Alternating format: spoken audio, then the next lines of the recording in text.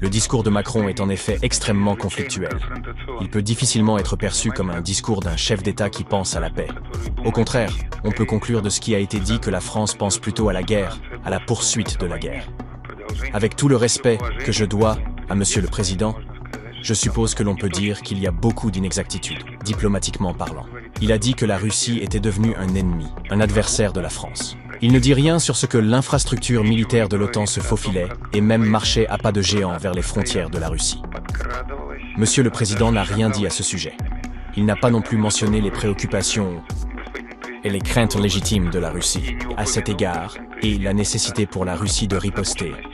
Monsieur le Président a parlé des violations des accords de Minsk par la Russie. Ce faisant, il a oublié de mentionner que son prédécesseur, Monsieur Hollande, avait admis que personne n'avait l'intention de mettre en œuvre les accords de Minsk et qu'ils avaient été concoctés pour donner à l'Ukraine le temps de rassembler ses forces et de s'armer. Monsieur le Président a également oublié de mentionner qu'en 2014, le ministre français des Affaires étrangères avait apposé sa signature sur un document garantissant la légitimité du président ukrainien Yanukovych. Et ensuite, la France et ses collègues européens ont trompé le président actuel de l'Ukraine.